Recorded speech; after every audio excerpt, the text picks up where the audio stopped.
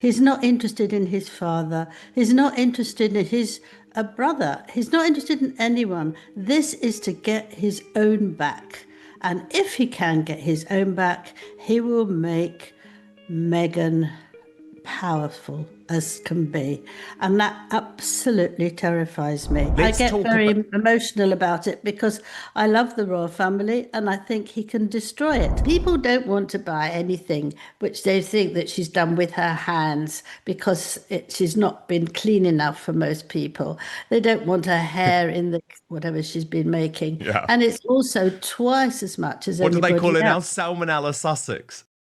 Breaking today. This is now so serious that Prince William thinks Harry's security win, the fact that British taxpayers are going to be able to pay for this duplicitous traitor to set up a rival royal court in the United Kingdom, could put the British monarchy at threat. That's how serious this is. And it's no surprise that William feels that way, is it? I mean, he is literally trying to save the British monarchy, trying to modernize the British monarchy.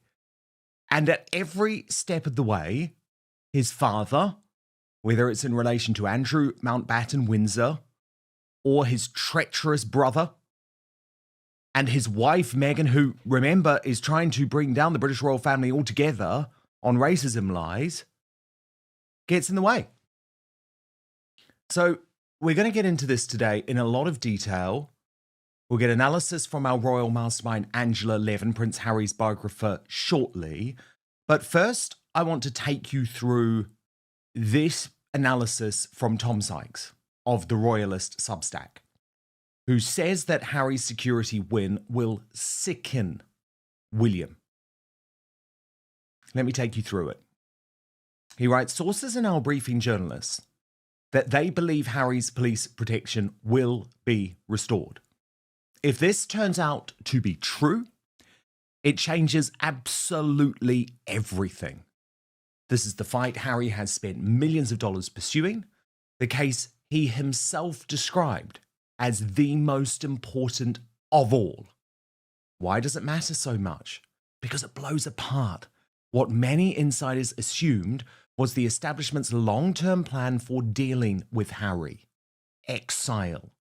The model here was Edward IV, later Duke of Windsor, who was neutralised and rendered irrelevant through banishment. Without security, Harry's trips back to the UK are complicated and expensive.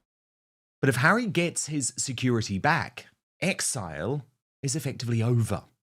He can come and go from the UK at will at no personal cost. He may also regain international protected person status, entitling him to UK government security, even overseas. It would be hugely expensive, but cost is not really the issue bothering his brother. The real issue is the impression of legitimacy. Harry, being whisked through London with a police escort, sends a particular message about his position. Security coverage for him and his family would reopen many doors that have been firmly shut for years. I have reported before that Harry intends to educate his children in England. I was once told wrongly, Harry himself later said, that Eton was being considered, but my sources remain convinced that he wants them back in the UK. Partly this is about establishing them as members of the British royal family, but another factor is Harry's anxiety about gun crime in the United States. The irony here, folks, I can't deal with it. A victory on security will enable a return not as a contrite prodigal, but as the head of a parallel court trading on royal status while remaining entirely free of royal discipline. For William and Catherine preparing for an eventual change of reign, this is an appalling prospect. For Harry, it is a huge opportunity. Things have not gone the way the Sussexes hoped in America. Commercial ventures have faltered, the charity has been shuttered and restructured. Harry wouldn't be the first Brit to return home from the US with his tail between his legs, but resolved to apply the lessons of America at home. Winning security back will give him the chance to do that without massive upfront costs, and money is going to be an important theme for the Sussexes this year. Sources close to Harry remain nervous. They fear a last-minute stitch-up by Ravek, even if the Risk Management Board rules in his favour. They are not quite ready to declare victory, but my view is that it is hard to see how this doesn't end with Harry getting what he wants. And that is despicable. And that is why I warned King Charles. Do not sit down with this dude. Do not do what you think is the right thing here. Because Harry made his choice. And that meeting, albeit less than half an hour, albeit the fact Harry had to use the back entrance, usually reserved for staff, legitimised Harry's goals, legitimised Harry's aims. And Charles, are you really trying to make life that difficult for William? Do you actually want the monarchy to survive? Because as the Duke of Windsor proves, the only way to deal with a royal so wayward, so despicable in their views, we know, of course, the Duke and Wallace Simpson were Nazi sympathisers, is to never welcome them back, to never legitimise them, to never allow them to sow discord, to try and win back the British public. So this is a huge mistake. And again, I completely understand why William, and Catherine too, although predominantly she does leave this to her husband, believe that this is going to cause huge problems for the future of the British monarchy. Angela Levin, our Royal Mastermind, Prince Harry's biographer. It's unbelievable, Angela, that this guy, Harry, is going to get his own way because of lies. I mean, we're going to come to the fake stalker in just a moment, Angela. But first, can we kick off with your view on William's fury over this? Does he have a right? A reported government security U-turn linked to Prince Harry's UK visits has reignited tensions at the very top of the royal family. Sources claim the decision has caused serious frustration for Prince William, who is said to be concerned about fairness, precedent, and public trust. The controversy centres on whether changes to Harry's security arrangements blur the line between working royals and those who stepped back from official duties. Critics argue that altering long-standing rules risks undermining confidence in how royal privileges are applied. As Harry's return to the UK dominates headlines once again, the question remains, has this decision reopened old wounds between the brothers? I feel that way as well. I'm not as important like him, but I do feel very concerned about it because I can tell from how well I know Harry that he's not interested in us, the people of this country or abroad. He's not interested in his father. He's not interested in his brother. He's not interested in anyone. This is to get his own back. And if he can get his own back, he will make Meghan powerful as can be. And that absolutely terrifies me. It's a nonsense. I think King Charles, who, as you know, I like enormously, he's got to work out how he can manage it.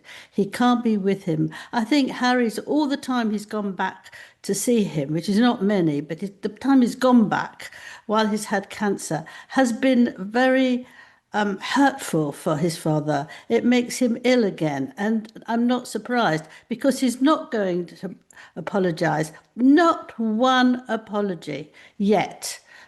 Because he doesn't feel he's wrong. And in any case, he's winning this game. And I just feel it's horrendous. He's got to change. I mean, he's got to rethink what he feels about his second son because he's not a decent fellow anymore. He was, but he no longer is. You can see that now he's aggressive. He wants to win. His determination is quite extraordinary. And it just gone after this non-stop. I mean, even going to everything, just sort of he's just unbelievably awful. Well, look, I let's get talk very about. emotional about it because I love the royal family and I think he can destroy it. And if he destroys it and the king leaves us in whatever way, illness or what happens, then he's going to go after William. And William has a big problem with his looking after his wife.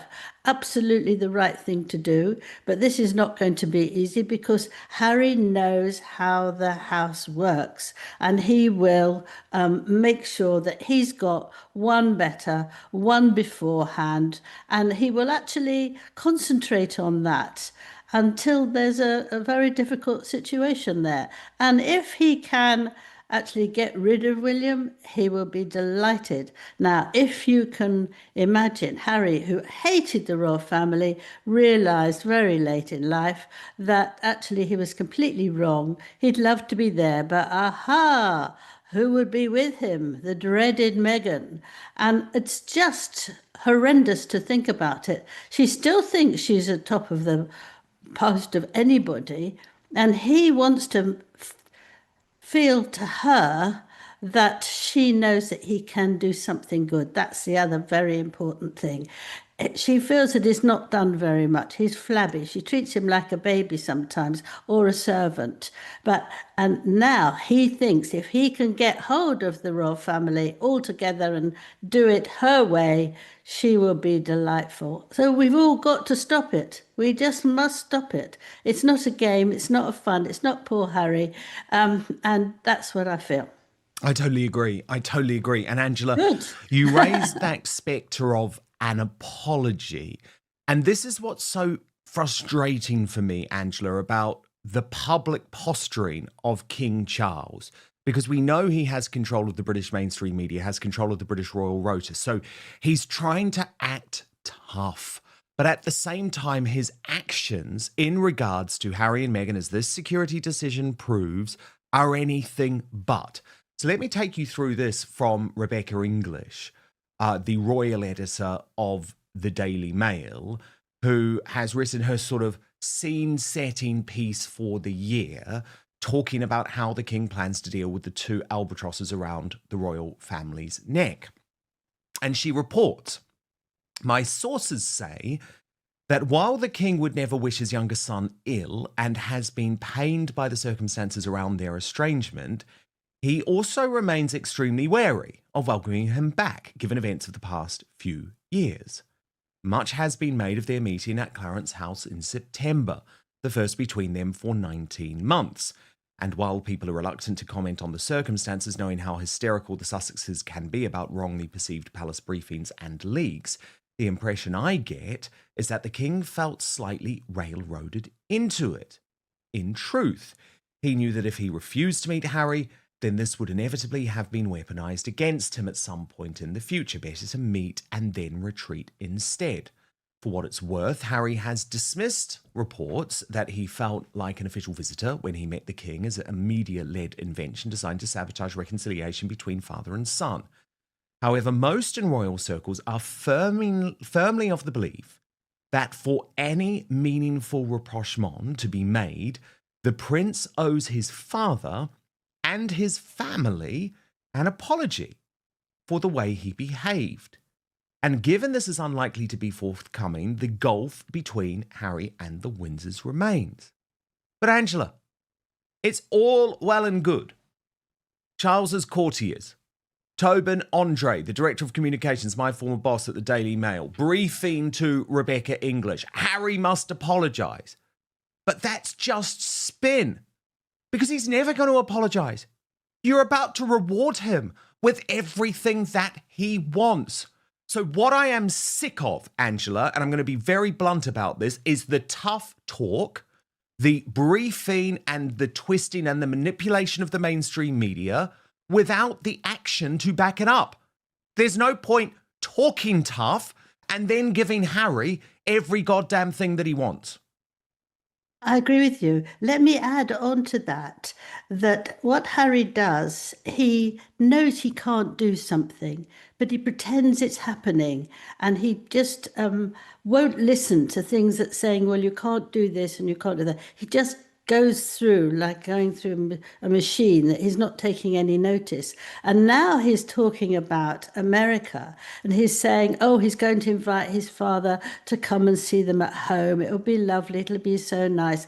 Where anyone, including him who's been in the royal family, knows that this is a working visit in America. It's not so that he's got time to go and visit Harry and the children. You can't be in and out. He knows it's not. The king has actually already said that that's very unlikely he'll be able to see him, because he's got a very, very busy time there, and it's very important, and he won't be able to do that. So Harry, aha, I can take this, I can send it out so he'll look awful. So that's what he's doing. He's taking things that can't happen, blaming them on his father, and then pretending, oh gosh, it's just because they don't like me and they're not treating me properly.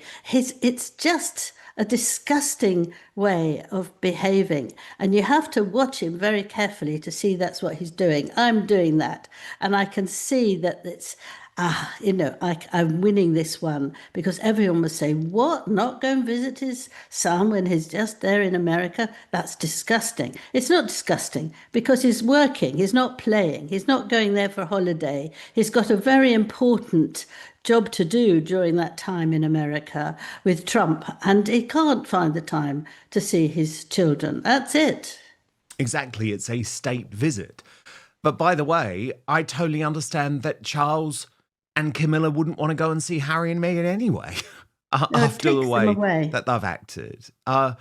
Then, Angela, we come to this briefing to the Mail on Sunday over the weekend.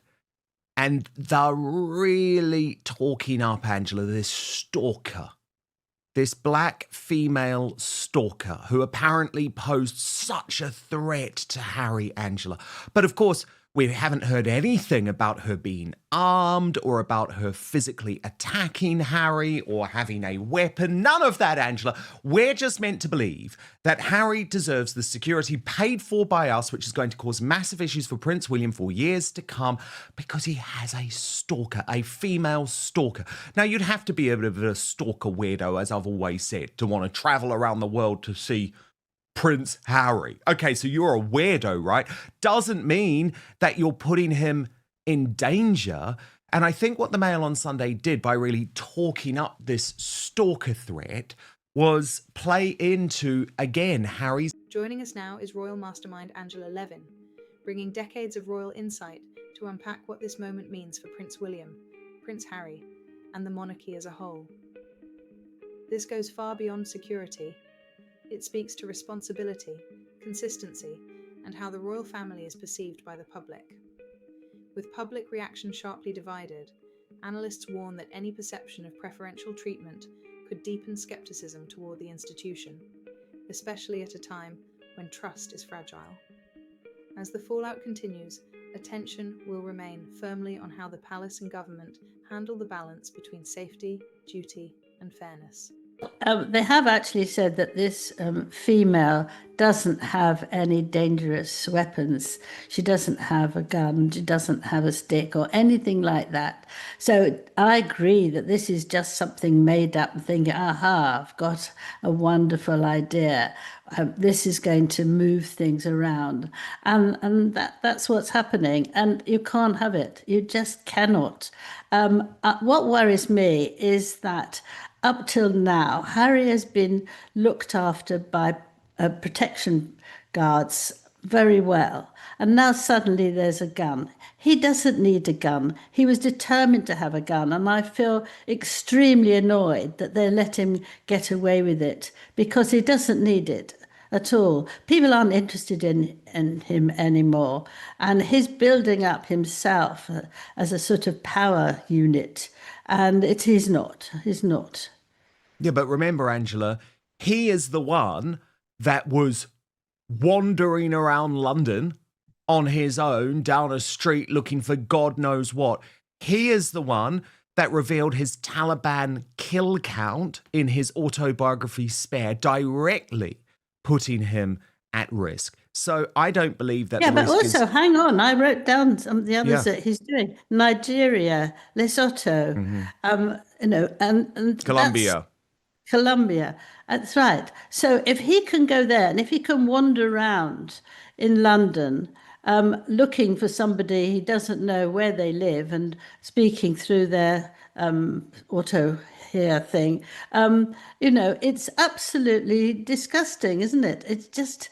It's only when he wants it, you see. It's only about him. So that's where you can see that what he's doing is trying to make him look powerful. He's not doing it for kindness or really safety. He's just doing it because he wants to show off.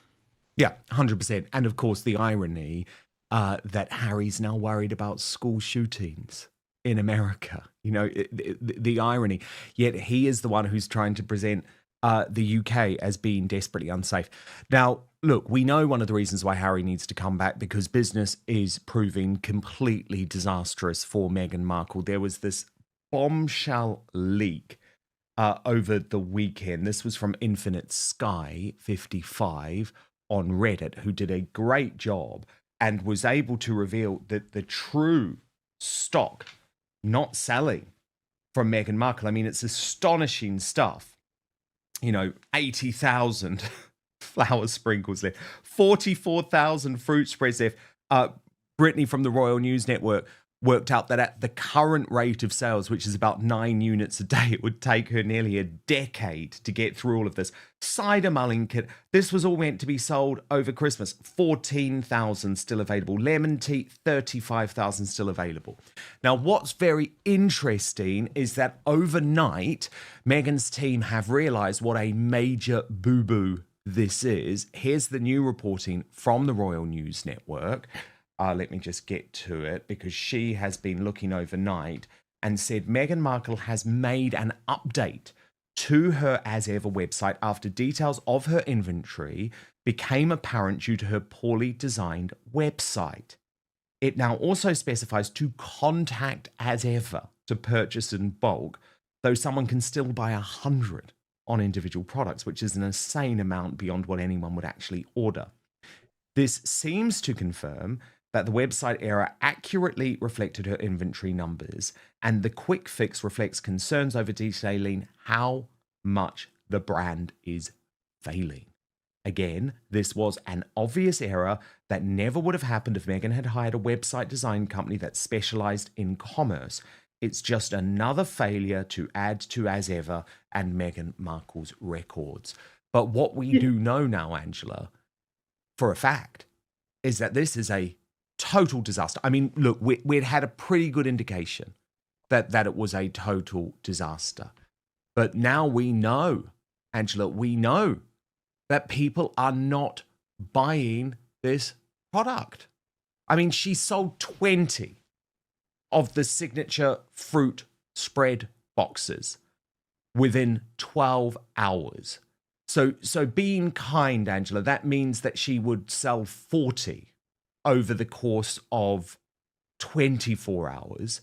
But given that she has 137,435 of these in stock, it would take her 9 years to sell the inventory. I mean, this is surely, Angela, now one of the biggest business failures of all time. Yeah. Well, actually, you can sort of smile at this because it is ridiculous. There are reasons there. People don't want to buy anything which they think that she's done with her hands because she's not been clean enough for most people. They don't want her hair in the whatever she's been making. Yeah. And it's also twice as much as What do they anybody call it now? else. Salmonella Sussex. Yeah. Thank you. And some people just feel they don't want that. And they don't want to get it because they don't like her anymore. I imagine quite honestly that when they hear about how she has not done anything about her father, they think, oh, I don't want to buy her jam. I think it spreads in that as well. It's not just whether it's the most wonderful jam, which I believe it's not. I wasn't taught anything out of principle, let alone anything else. I don't want anything to do with her that's one of her objects. But the awful thing again today, which we've heard, is that she's doing a book in 2026, which will be all about her cooking, what she advised people to do, and that's what she's coming up with. Well, I don't know if people are going to buy that either, because at least they don't have to taste the same thing that she's been after. But I don't know that they'll want a book. I just hope not. I don't want her to do well because she's made such terrible, horrible things But she's for not. other I mean, people. the book won't sell, Angela, just like everything else hasn't sold. Yes, good. And clearly this disaster behind the scenes, Angela, is behind these two major departures from the Harry and Meghan operation, James Yes. Holt and Meredith Maines, over our Christmas break. But the thing is, Angela, you've been tracking for some time. I mean, the departures numbers are so much higher than what the mainstream media report, aren't they? Yes, but these people that she's employed are really good people. They've reached a very high standard. It's not just getting someone in and letting them try and do some work for her. These are really good people. And they just give up. They just can't stand it anymore. And the whole thing goes back to the beginning where Meghan decided that she was now very, very important and with the royal family, but no work with the royal family, that she actually is powerful and has to shout at them, ringing them at 4 o'clock in the morning and asking them to cook a cake, before they do anything else. And she does treat people appallingly badly. She does pretend, kiss, cuddle, but none of that means anything. When you hear that Harry has told her to stop being so rude and harsh to the staff, then you realize that it is absolutely appalling. He hasn't been brought up like that. Meghan has got no idea how you behave with staff. The staff at Buckingham Palace and for the royals are delighted in their lives. They stay a long time and they are treated as one of the family. They don't get loads of money, but they are treated as one of the family. They're not treated as someone who's come in off the street and work hard for her. Indeed, indeed. Now, look, news have just got worse for Meghan overnight because it's not just the business that's failing.